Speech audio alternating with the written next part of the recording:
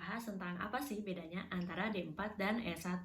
Tapi sebelumnya jangan lupa klik subscribe dan turn on notification biar kamu selalu dapat informasi terbaru dari video-videoku selanjutnya. Nah, bagi kamu yang saat ini berada di semester akhir atau tahun terakhir di SMA dan berencana tahun ini untuk lanjut kuliah ke perguruan tinggi, tapi kamu masih bingung nih, mau lanjutnya D4 atau S1. Kalaupun lanjut D4, apa sih bedanya dari S1? Dan kalau misalnya pun S1, apakah kurang lebih sama dengan D4 nih. Terus udah itu kira-kira mana yang harus aku ambil. Nah, video ini dibuat untuk menjawab kebingungan kamu tersebut. Tapi di video ini aku akan lebih banyak membahas soal D4 dan apa sih perbedaannya dari S1. Jadi aku nggak akan terlalu banyak bahas soal S1. Kenapa? Karena di video-video yang lain aku udah banyak banget bahas soal S1.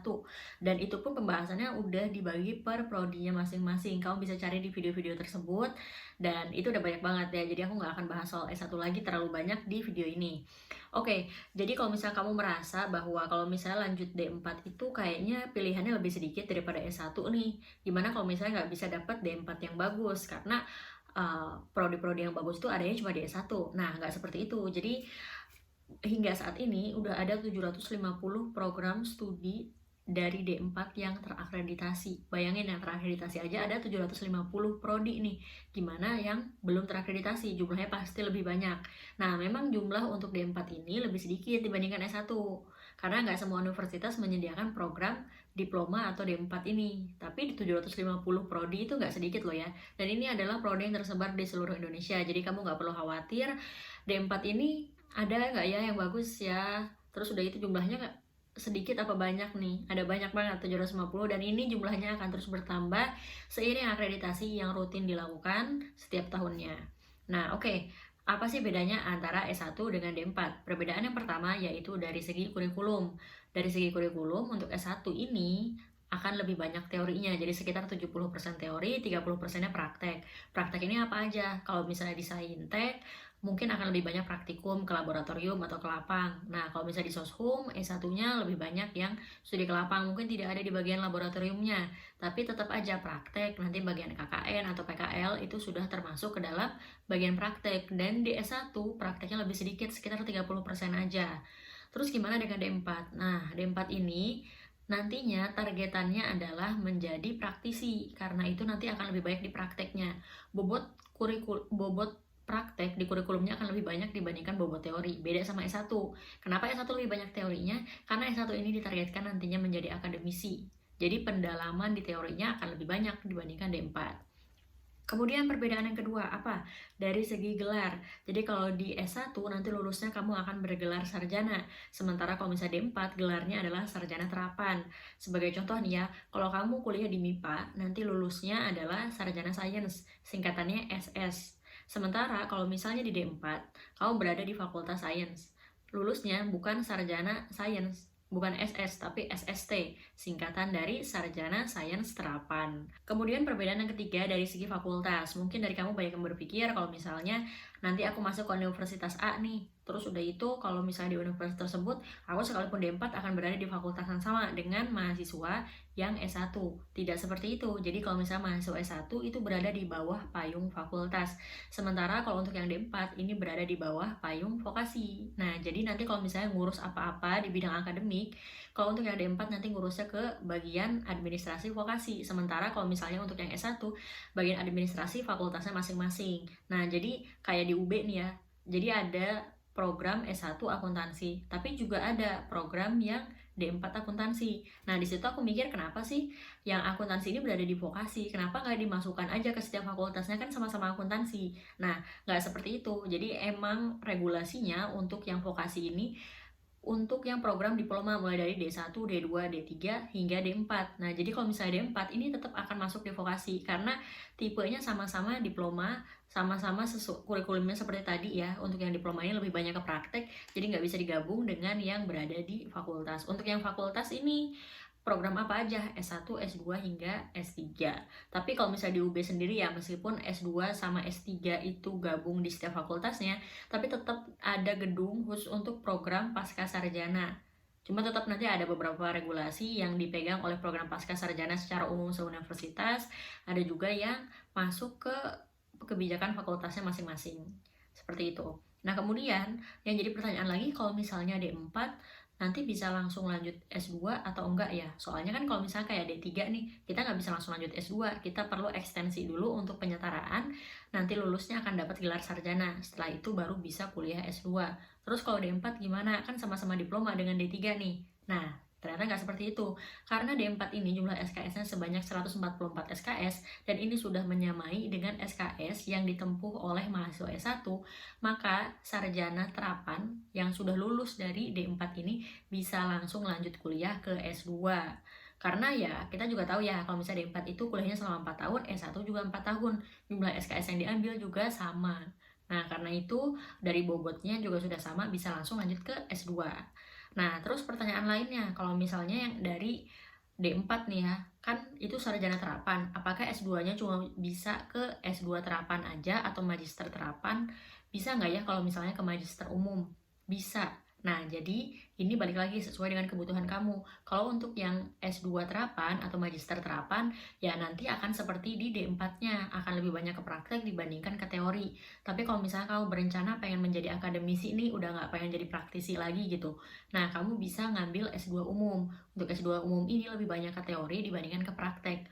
Untuk S2 malah hampir tidak ada praktek wajib gitu. Jadi kalau dulu aku mengalami S2 itu sebenarnya mata kuliah wajibnya itu cuma untuk teori aja. Ada mata kuliah praktikum, tapi itu pilihan. Jadi kalau misalnya kamu ngambil praktikum, silahkan. Kalau misalnya enggak, ya nggak apa-apa, karena itu bukan mata kuliah wajib. Nah, cuma perlu diperhatikan kalau misalnya kamu dari D4 nih ya, kan selama kuliah tuh lebih banyak praktek dibandingkan teori ya. Jadi secara fundamental teorinya akan jauh lebih sedikit dibandingkan mahasiswa yang lulusan S1. Nah, kalau misalnya ketika masuk kuliah S2 itu ada matrikulasi, ya alhamdulillah. Tapi kalau misalnya nggak ada, artinya kamu harus belajar secara mandiri untuk mengejar ketertinggalan dari segi teorinya. Biar apa? Biar nanti saat masuk kuliah S2 udah nggak bingung dan nggak kaget.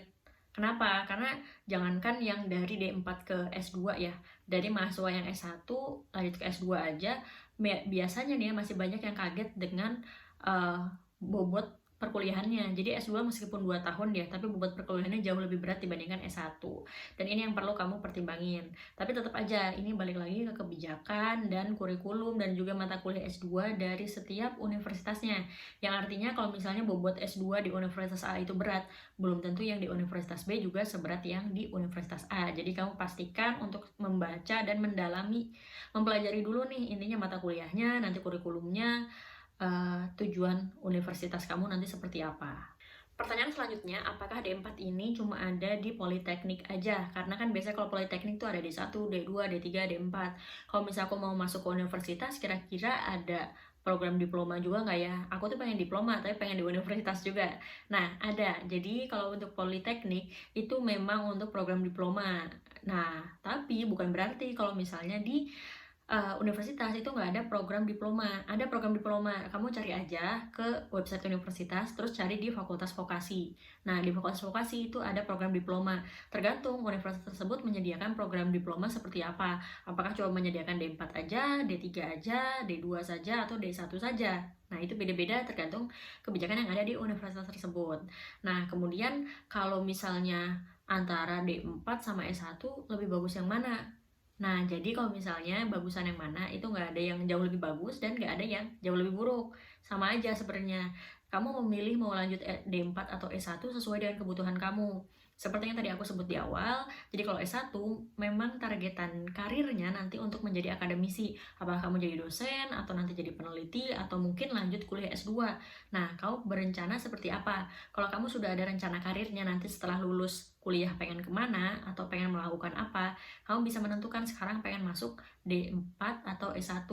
Kalau S1 untuk akademisi, D4 ini nanti targetnya praktisi. Jadi kalau misalnya lulus D4, pengen bisa langsung kerja yang praktek sesuai dengan ilmu yang diperoleh selama kuliah, yang ambil D4 aja. Karena nanti akan lebih banyak prakteknya dibandingkan teorinya.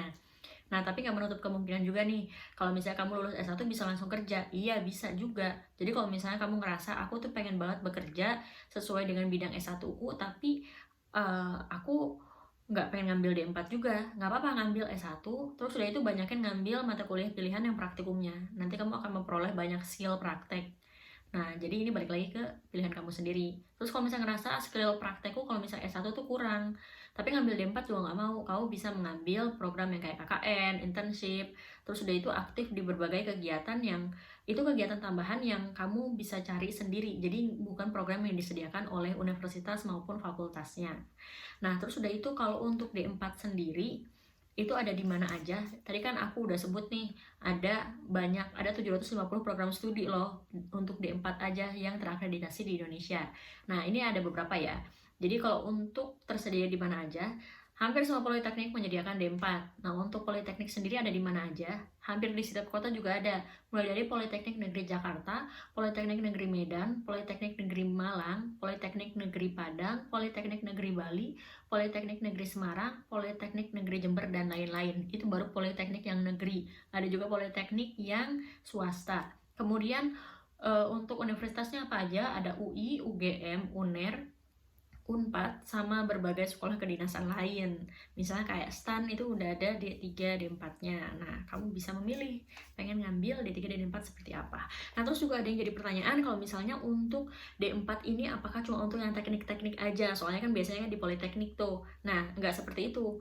Misalnya gini, untuk D4 maupun D3 ya untuk semua diploma itu ada untuk berbagai jurusan. Cuma mungkin beberapa fakultas tidak menyediakan semua jurusan tersebut. Ya emang pilihannya tidak sebanyak S1 kan. Nah, jadi untuk D4 ini gak cuma untuk teknik aja, ada yang di bidang administrasi, akuntansi, manajemen, DKV, dan lain-lain yang bisa kamu pilih sesuai dengan minat kamu di mana. Jadi kamu menentukan mau ngambil D4 apa S1, perbedaan mendasar adalah saat nanti kamu berkuliah. Nanti lebih banyak dari segi praktek di D4 dibandingkan di S1. Nah, kamu tipenya suka yang mana dan rencana karir kamu kemana. Segitu aja, terima kasih sudah menonton video ini sampai akhir. Kalau kamu punya pertanyaan lain bisa tanya di kolom komentar di bawah ini.